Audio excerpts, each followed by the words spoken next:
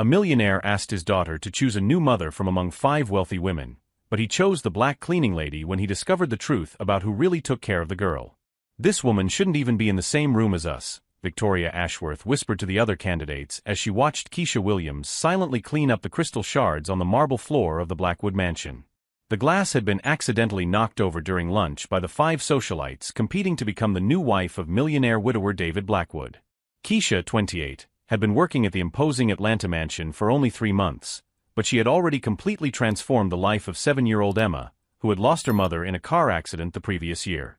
What the candidates didn't know was that every cruel word, every look of contempt, every attempt at humiliation was being carefully observed by someone who kept secrets far deeper than they could imagine.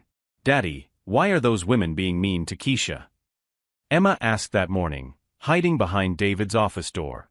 His daughter's innocent question echoed in the businessman's mind as he watched through the security cameras Keisha being humiliated by the 5 candidates who had arrived 2 weeks earlier to participate in his marriage competition. The idea had come from his therapist: allow Emma to live with different women for a month and choose who she would like to be her new mother.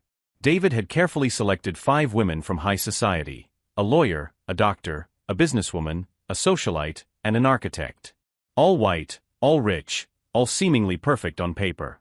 But from day one, something disturbing began to happen. The 5 women, led by the cruel Victoria Ashworth, heiress to an oil fortune, had declared a silent war on Keisha. Not because she was a threat, after all, she was just the cleaning lady, but because Emma clearly preferred spending time with her than with any of the candidates. "That girl needs to learn about social hierarchy early on," declared Priscilla Montgomery, the lawyer, during a dinner party they thought they were attending alone. "It's important that she understands who the appropriate people are for her social class." What they didn't know was that David had installed microphones throughout the house after noticing strange changes in Emma's behavior. The girl, who was finally starting to smile again, had returned to having nightmares and anxiety attacks. Keisha, who had a degree in education but was working as a cleaner to support her sick mother, never imagined that her natural kindness toward Emma would trigger such cruelty. Every morning, while preparing breakfast, she heard poisonous comments about people who don't know their place and inappropriate influences for children from good families. But there was something none of the 5 candidates noticed. In Keisha's eyes shone a quiet determination, forged by years of facing prejudices far worse than these. And when she bowed her head in the face of insults, it was not in submission. It was pure strategy from someone who had learned that the best revenge comes to those who know how to wait for the right moment. If you're enjoying this story of how prejudice can turn against the prejudiced, don't forget to subscribe to the channel, because what these women didn't know was that their days of humiliating Keisha were numbered, and their downfall would be far more spectacular than any of them could have imagined. The next morning, Victoria gathered the other 4 candidates in the mansion's private library, far from the eyes and ears they imagined were watching them. The plan being hatched was as cruel as it was meticulously calculated. "We need to be strategic about this situation," Victoria said, adjusting her diamond earrings as she watched Keisha through the window, playing hopscotch with Emma in the garden. "That woman is influencing the child in a way that is inappropriate for our social class." Priscilla Montgomery, the corporate lawyer, opened her Italian leather address book. "I've checked the legal procedures. David can fire any employee for cultural incompatibility, without any labor issues." "Cultural incompatibility is a fancy euphemism," laughed Christina Hawthorne, the dermatologist who exclusively served Atlanta's elite. "The problem is more obvious than that." Rebecca Sterling, the architect who had designed mansions for 3 governors, shook her head in disdain. "Emma needs to learn early on about appropriate associations. This proximity to the help is creating unrealistic expectations about social relationships." Amanda Chase, heiress to a chain of luxury hotels, was more direct. "Let's stop beating around the bush. The problem is that a black cleaning lady is taking up emotional space that should be ours. Emma should be clinging to one of us, not her." What none of them knew was that Keisha had grown up hearing conversations just like this one. The daughter of a housekeeper who had worked for wealthy families for 30 years, she knew every code, every euphemism, every strategy that privileged people used to justify their cruelty. At 14, Keisha had witnessed her mother being fired after 20 years of impeccable service, simply because her employer's son had become too close to her. The veiled accusation of not knowing her place had echoed through the halls of that Charleston mansion, and now, 14 years later, the same poisonous whispers were resurfacing in Atlanta. But there was something these women couldn't see behind Keisha's apparent humility. Her education at Clark Atlanta University had not been just a degree, it had been a silent declaration of war against the system that had tried to break her family. During the 3 years she had worked in public schools before being forced to take domestic jobs to pay for her mother's cancer treatment, Keisha had learned to read people with surgical precision. She knew exactly when she was being underestimated, and more importantly, she knew how to use that underestimation to her advantage. "Emma, sweetie," Victoria said that afternoon, intercepting the girl as she ran to find Keisha in the kitchen. "How about we play something more sophisticated? I brought a chess set back from France especially for you." "I don't know how to play chess," Emma replied, trying to continue on her way. "That's exactly why you need to learn," insisted Priscilla, gently blocking the hallway. "Intellectual games are important for the development of privileged minds." "Keisha taught me how to play checkers yesterday," said Emma, unaware of the tension her words created. "She said games help you think better, no matter what they are." Christina exchanged a meaningful glance with the others. "Honey, there's a difference between different types of games. Some are more appropriate for certain people." It was at that moment that Keisha appeared at the kitchen door, carrying a tray of still warm cookies. She had heard every word, but her expression remained serene, almost maternal. "Sorry to interrupt," she said with a politeness that bordered on perfection. "Emma, your chocolate chip cookies are ready." The girl's eyes lit up instantly. "Keisha, did you make the butterfly-shaped cookies like you promised?" "I did, sweetie. And I saved some extra for after dinner." Victoria watched the interaction with growing irritation. The naturalness of the affection between them was undeniable, and it made her mission even more urgent. "Keisha," Victoria said, trying out the maid's name for the first time, but pronouncing it as if it were an unpleasant foreign word. "Don't you think you're taking on too much responsibility with Emma? We're here to take care of those developmental needs." Keisha smiled politely, but something flashed in her dark eyes. "Of course, Miss Victoria. I was just following Mr. David's instructions about keeping Emma fed and happy." "Naturally," Amanda said, joining the conversation. "But feeding is different from forming emotional bonds. It would be best to maintain an appropriate professional distance." "I understand perfectly," Keisha replied, her voice maintaining the same dangerous sweetness. "I've always been taught that caring for children means giving them exactly what they need when they need it." The answer was too polite, too diplomatic, and it made the 5 women uncomfortable. There was something about Keisha's calmness that suggested a much sharper intelligence than they had assumed. That night, David watched discreetly through the cameras as the candidates organized their next move. They had decided to document every one of Keisha's transgressions, creating a dossier of inappropriate behavior to present to him. What David was discovering was very different from what they thought they were documenting. Each video showed Keisha being professional, caring, and genuinely attentive to Emma's needs. In contrast, it showed 5 adult women visibly uncomfortable with the natural affection between a child and her caregiver. But there was something more disturbing emerging from the recordings. David began to notice a pattern in the candidates' actions: small acts of sabotage, calculated comments designed to undermine Emma's trust in Keisha, subtle attempts to create situations where she would appear incompetent. "Daddy," Emma said that night during dinner, "why don't the ladies like Keisha?" The question hit the table like a silent bomb. The 5 candidates froze with their forks in midair. "What kind of question is that, sweetie?" Victoria said, forcing a motherly smile. "We like all the staff." "That's not true," Emma replied with the brutal honesty of children. "I heard you say she didn't know her place." David felt the blood drain from his veins. "Emma, where did you hear that?" "In the library this morning. They were talking about making Keisha go away." The silence that followed was deafening. 5 intelligent, articulate women suddenly found themselves speechless, for a 7-year-old child had exposed their conspiracy with the precision of a seasoned prosecutor. "Emma, you must have misunderstood," Priscilla said quickly. "Adult conversations sometimes sound different to children's ears." But David was watching the expressions around the table, and every face confirmed that Emma had understood perfectly. Worse, he was beginning to realize that his daughter wasn't the only one who had been underestimated in this house. Each new humiliation, every attempt to diminish Keisha only strengthened something inside her that her oppressors couldn't see, a silent strength fueled by the very injustice they tried to impose, built on years of resistance that had begun long before she set foot in that mansion. and which now grew with the certainty of someone who knows that the best revenge is to let your enemies destroy themselves with their own arrogance. On Wednesday morning, Keisha woke up 2 hours earlier than usual and called her older sister Diane, in Washington, D.C. The conversation took place in whispers in the small room she occupied in the mansion's annex. "Diane, I need you to do something for me," Keisha said, looking out the window at the still dark lights of the main house. "Remember those contacts you made when you worked at the Department of Education?" Diane Williams Johnson, a graduate of Howard University with a degree in investigative journalism and currently a producer at CNN, immediately sensed the tension in her sister's voice. "Keisha, what's going on? You never call me at this time of day.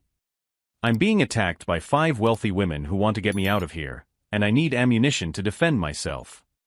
For the next 20 minutes, Keisha meticulously detailed every humiliation, every racist comment disguised as social concern, every attempt at sabotage.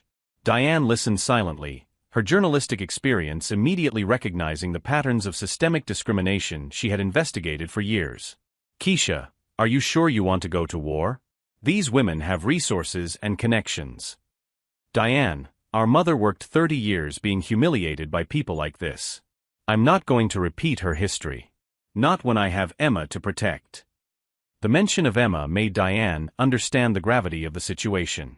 She knew her sister had developed a genuine maternal bond with the child, something that had blossomed naturally after years of working with traumatized children in public schools. "All right. Give me their full names and 48 hours. I'll find out everything you need to know." Meanwhile, David stepped up his own silent investigation. He had discreetly hired a private investigator, Marcus Thompson, who specialized in background checks on the social elite. What he was discovering about his 5 candidates was disturbing. Victoria Ashworth had been expelled from 2 charitable organizations for financial irregularities that had been hushed up by her family's fortune. Priscilla Montgomery had a history of labor lawsuits filed by employees alleging harassment and racial discrimination. Christina Hawthorne had lost her medical license in 2 states before settling in Georgia. Rebecca Sterling had been investigated by the Internal Revenue Service for tax evasion, and Amanda Chase was being sued by 3 former employees of her hotel chain for creating a hostile work environment based on racial discrimination. "Mr. Blackwood," Marcus said during an encrypted phone call, "these women aren't just prejudiced. They're systemic predators who use their social position to destroy vulnerable people." Meanwhile, at the mansion, the 5 candidates were escalating their attacks on Keisha. Victoria had devised a meticulous plan to create situations where Keisha would appear incompetent or inadequate. "We need to document every mistake, every moment she crosses professional boundaries," Victoria instructed during a morning meeting in Priscilla's bedroom. "David is a rational man. With enough evidence, he'll be forced to fire her." Priscilla opened her laptop and showed a document she had prepared. "I've created a detailed behavioral report.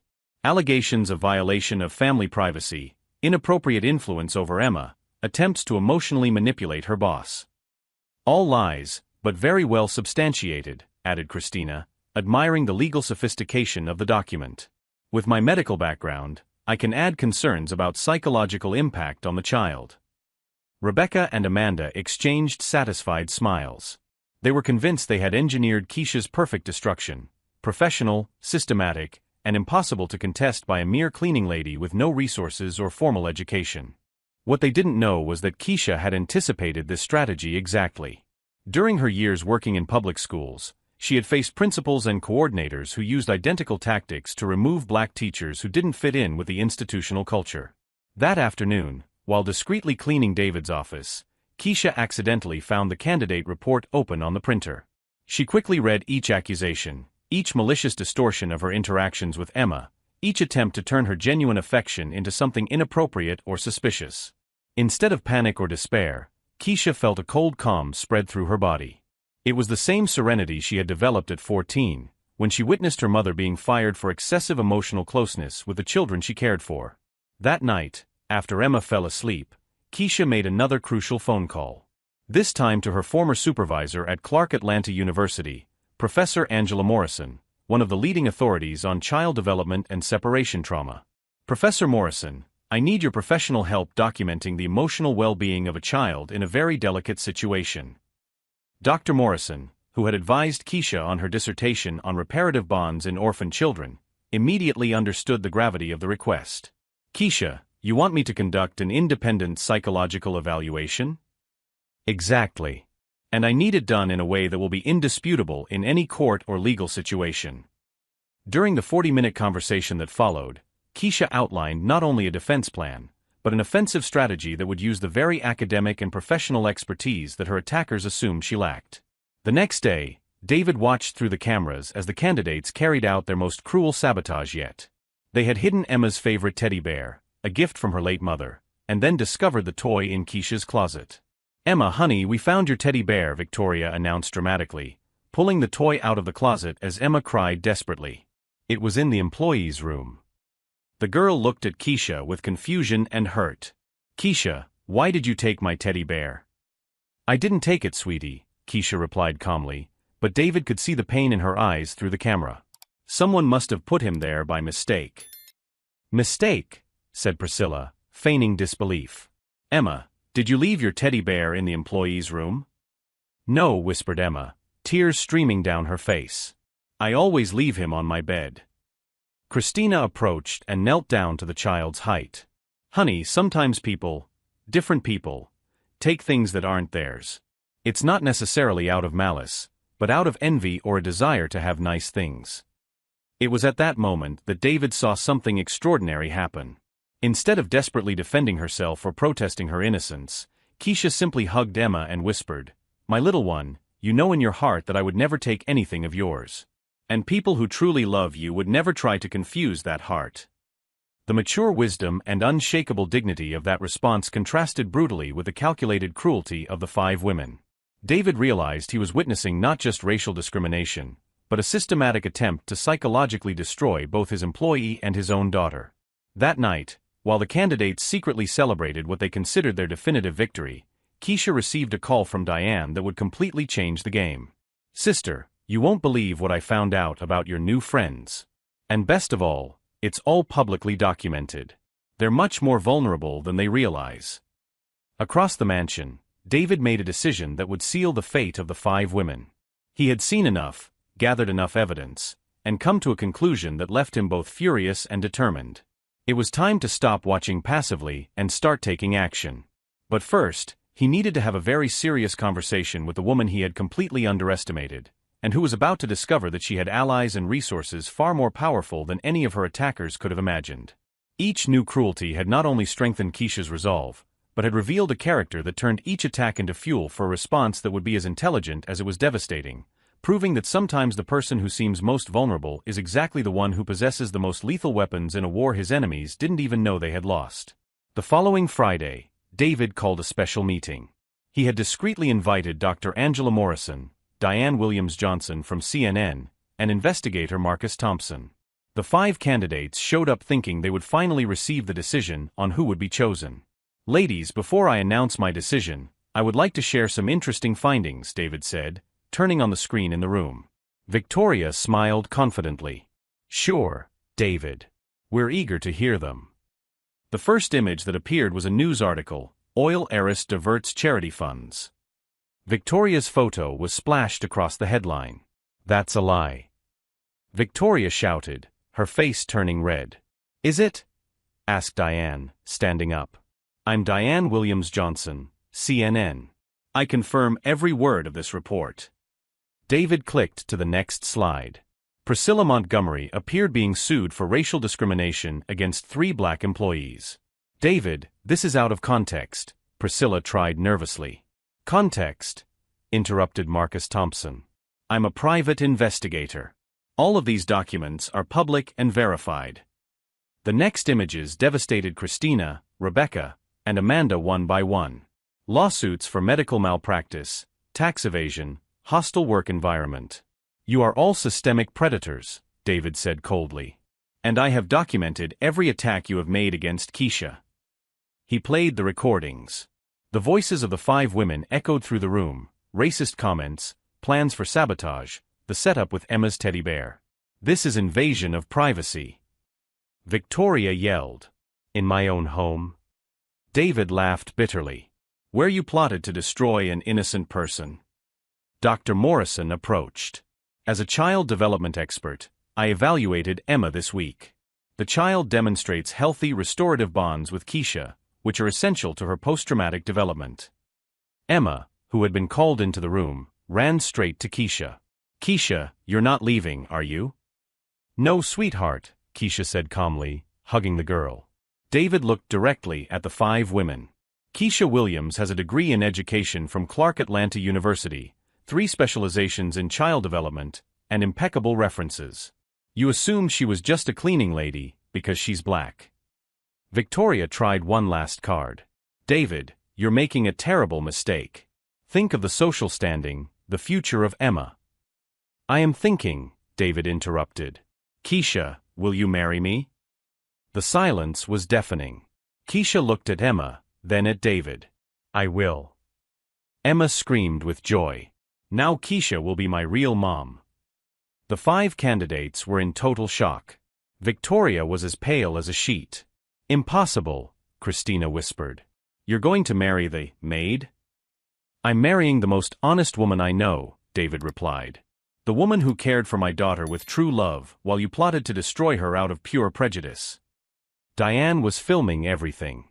This story will be on the air Monday. Racist socialites exposed. The fall of 5 elite predators. Her reputations, careers, and social circles are destroyed, Marcus added. All documented and irrefutable. Victoria tried to leave, but David stopped her. Oh, one last thing. I'm suing all of you for conspiracy, slander, and attempted destruction of character. My lawyers are already on it. The 5 left the mansion humiliated, photographed by the journalists Diane had called. Their cell phones were already ringing with angry calls from clients, friends, and family who had seen the first news stories leaking on social media. Keisha remained standing, dignified and serene, holding Emma in her arms. Thank you for believing in me, she said to David. Thank you for showing me what really matters, he replied, kissing her gently.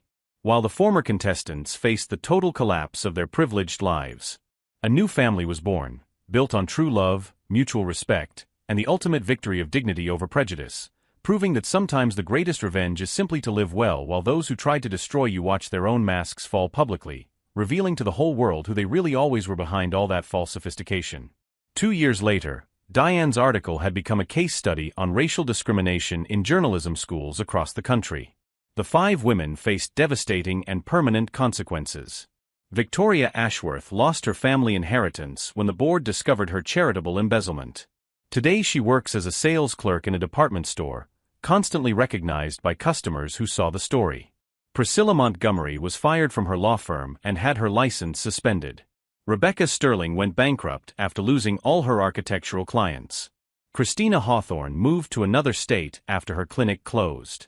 Amanda Chase sold her hotels to pay workers' compensation claims. Meanwhile, Keisha prospered in an extraordinary way. David had insisted that she finish her master's degree in special education, and now she ran a foundation that offered scholarships to underprivileged children to study music and the arts. Mom Keisha, look what I learned on the piano today. Emma shouted, running home after class. At 9, she had mastered 3 instruments and spoke fluent Portuguese after lessons with Keisha's grandmother, who had moved into the mansion. The family had grown. 6-month-old David Jr. slept peacefully in Keisha's arms as she organized documents for the foundation named after Emma. Honey, another thank you letter, David said, handing her the envelope. This time it's from a mother in Detroit whose son got a full scholarship to study violin. Keisha smiled, remembering the conversation she had had with Emma the week before. The girl had asked why the mean girls had tried to send her away. Sweetie, some people are born with everything and think that makes them better than others. But you know what the secret is. Keisha had replied. People like that always destroy themselves, because kindness and cruelty cannot live in the same heart. During an interview on the country's most watched morning show, David was asked about his controversial decision to marry Keisha. Controversial, he laughed. I married a woman who is educated, intelligent, saved my daughter from depression, and taught me the true meaning of family. If that's controversial, then the problem isn't with me. The host pressed on, but what about the social differences? What differences? David replied, looking directly at the camera. My wife has a master's degree, runs a foundation that has benefited 1,000 children, speaks 3 languages, and raises my children with more love and wisdom than any socialite could ever dream of having. Keisha watched from home, Emma on her lap, smiling proudly at the man who had chosen to love her exactly as she was. At Emma's school, other children constantly asked about her famous mother. "She's the bravest woman in the world," Emma would reply proudly. "And she makes the best chocolate cake, too." Keisha's true revenge had not been to destroy her attackers. It had been to live so well that her happiness became living proof that people like Victoria were fundamentally wrong about human worth. That Sunday morning, as she watched David playing with their children in the garden where she had once been humiliated, Keisha reflected on how life had changed. It wasn't just that she had won, it was that she had turned her victory into something greater than herself. "Love," David called from the garden, "come here. Emma wants to show you the song she wrote for you." Keisha walked toward the family she had built, knowing that sometimes the greatest revenge against prejudice is not to strike back with anger, but to respond with so much love and success that you completely rewrite the rules of the game. If you believe that dignity and true love always win out over prejudice and evil, don't forget to subscribe to the channel for more stories that prove that, in the end, those who truly love always find their place in the world, and that place is always bigger and more beautiful than their enemies could ever imagine.